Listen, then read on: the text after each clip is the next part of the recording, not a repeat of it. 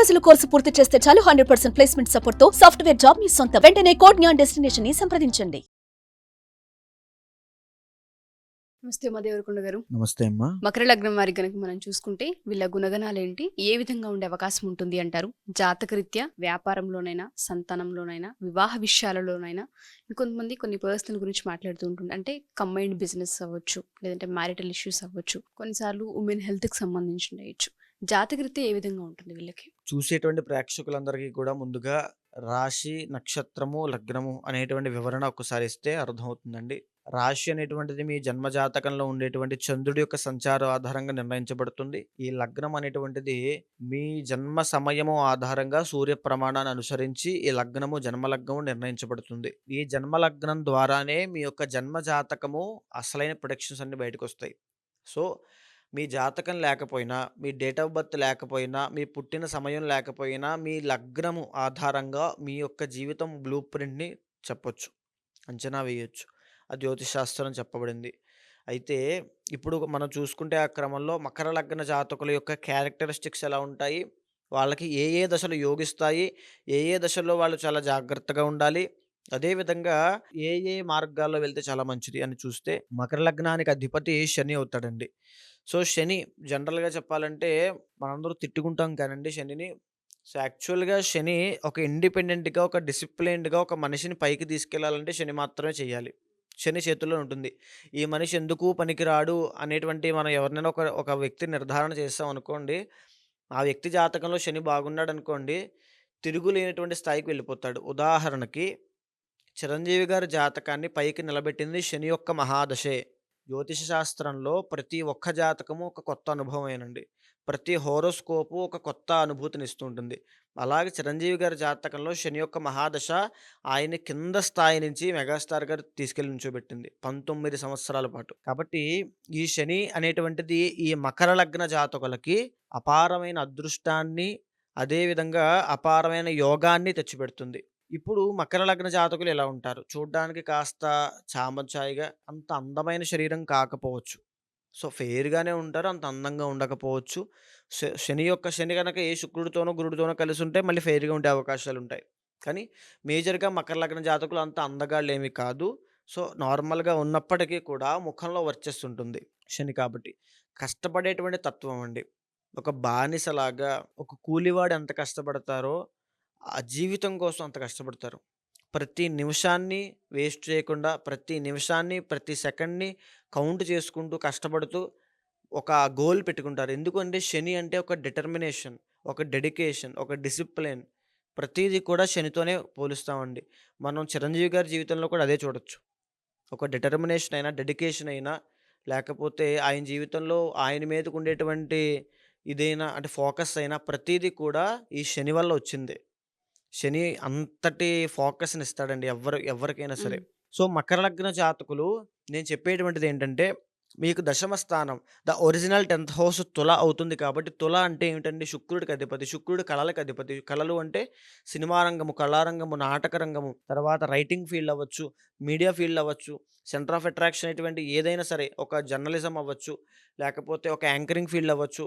అంటే ముఖానికి రంగు వేసుకునేటువంటి ఏ ఫీల్డ్ అయినా శుక్రుడికి సంబంధించిందే. అదేవిధంగా ఇంటీరియర్ డిజైనింగ్స్ క్రియేటివ్‌గా ఆలోచించేవి. ఇంటీరియర్ డిజైనింగ్స్ ఒక ఫిల్మ్‌ని తీసి వెనకాల ఉండేటువంటి క్యాస్ట్ అండ్ క్రూలో పనిచేసేవాళ్ళు ప్రతి ఒక్కరు కూడా. అదే విధంగా ఒక luxury cars, luxury vehicles, luxury items, luxury cosmetics, beauty products, ఆడవాళ్ళకి సంబంధించిన పట్టు చీరల వ్యాపారం, పెద్ద పెద్ద షాపింగ్ మాల్స్, అదే విధంగా పెద్ద పెద్ద వ్యాపారములు ఇవన్నీ కూడా శుక్రుడికి సంకేతం అండి. వీళ్ళ జాతకంలో శుక్రుడు గనక బాగుంటే వీళ్ళని పట్టుకోవడం చాలా కష్టం. అపర కుబేరులైపోతారు వీళ్ళు. మకర లగ్న జాతకులు. వీళ్ళని ఆపడం చాలా కష్టమండి.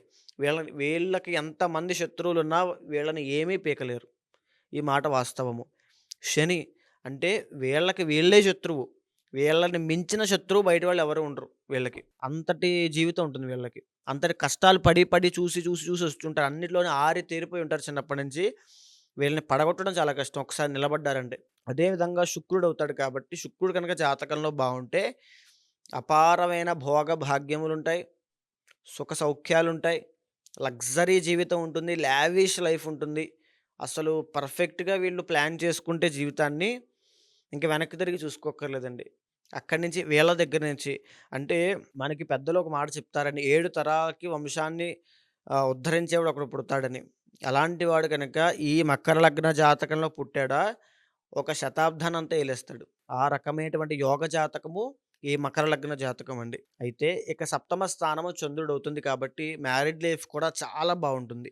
వీళ్ళకి మ్యారీడ్ లైఫ్‌లో కూడా ఎలాంటి ఇష్యూస్ ఉండవు. ఇకపోతే సిక్స్త్ అండ్ నైన్త్ లార్డ్ బుధుడవుతాడు కాబట్టి వ్యాపార రంగం కూడా చాలా అభివృద్ధి చెందుతుంది.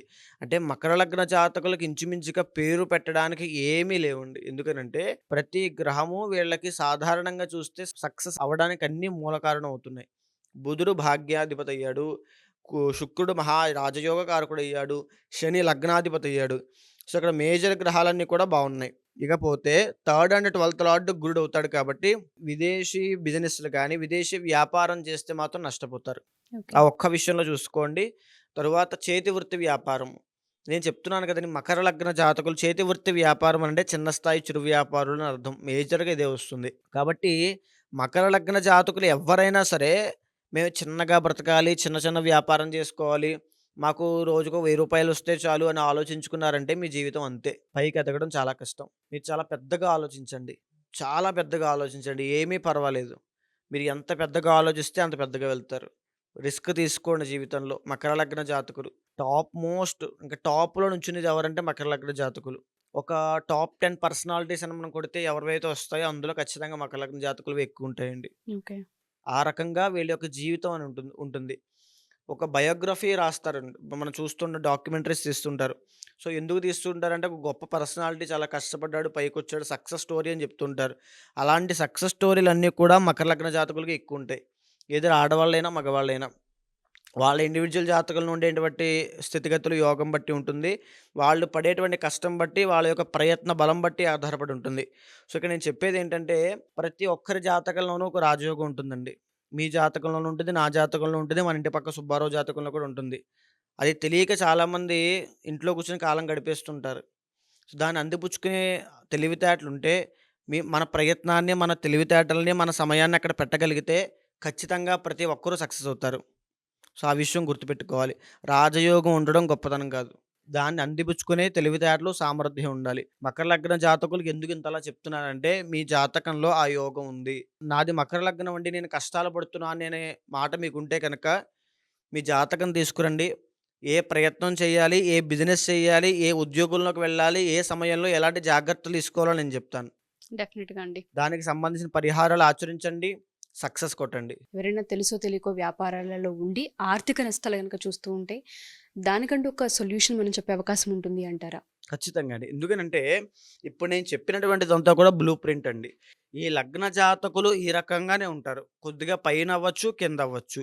ఇండివిడ్యువల్ జాతకం చూసిన తరువాత వారి యొక్క ఆరోగ్య పరిస్థితిని, ఆర్థిక పరిస్థితిని, రుణ బాధలని, గృహయోగాన్ని, వైవాహిక జీవితాన్ని, సంతాన సమస్యని, మానసిక ఒత్తిడులని ప్రతి దాన్ని కూడా గమనించి ఒక పరిష్కారం చెప్పడం వల్ల, ఒక పరిహారం చెప్పడం వల్ల అది ఏమిటి అనంటే జాతకం ద్వారా ఆధారపడి ఉంటుంది. బేసిక్‌గా చెప్పాలంటే శివారాధన, పాశుపతపూర్వక మహాలింగార్చన చేస్తే అపారమైన అదృష్టం కలిసొస్తుంది. అయితే వీళ్ళ ఇండివిడ్యువల్ జాతకంలో ఒక గ్రహం ఉంటుందండి. ప్రతి ఒక్కరికి కూడా ఒక టర్నింగ్ పాయింట్ ఉంటుందండి. ఆ టర్నింగ్ పాయింట్ ఒక గ్రహం నుంచే ఉద్భవిస్తుంది. అది ఏ గ్రహమో తెలుసుకొని దానికి కనుక పూజలు చేస్తే ఎవ్వరి జీవితంలో అయినా సక్సెస్ వస్తుంది. అది తెలియకే చాలామంది ఆగిపోతుంటారు. సో, ఎవరైనా సరే మా ఈ వీడియో కనుక చూస్తూ ఉంటే, మాది ఈ లగ్నము, మాకు లగ్నం ఏంటో తెలుసు అనుకునే వాళ్ళు ఉంటుంటారు. కొంతమందికి మా లగ్నం ఏంటో అని తెలియదు ఉంటుంటారు. జాతకరీత్యా లగ్నం బేస్ చేసుకొని మనకి ఏ విధంగా ఉండబోతుందని చెప్తూ ఉంటుంటారు. మీరు కనుక ఉమాదేవరకొండ గారిని ఒకసారి కలిసి మా జీవితానికి సంబంధించి ఆర్థిక సమస్యలు ఉన్నాయి, లేదా హెల్త్ ఇష్యూస్ ఉన్నాయి, రిలేషన్షిప్ మ్యారిటల్ ఇష్యూస్ ఉన్నాయి, సంతానానికి సంబంధించి కొన్ని ప్రాబ్లమ్స్ ఉన్నాయి అనుకునే వాళ్ళందరికీ కూడా డెఫినెట్గా ఒక సొల్యూషన్ అనేది ఉంటుంది. అది అంతర్గత జాతకం చూసిన తర్వాత మాత్రమే అర్థమవుతూ ఉంటుంది. ఎవరైనా జాతకరీత్యా ఉమాదేవరకొండ గారిని కలవాలి అనుకుంటే డెఫినెట్గా కలవచ్చు. కింద స్క్రోల్ అవుతున్న కాంటాక్ట్ చేస్తే ఆయన టీం మీకు పూర్తి వివరాలు అందిస్తారు. థ్యాంక్ యూ అండి. Thank you so much. నమస్తే అమ్మా.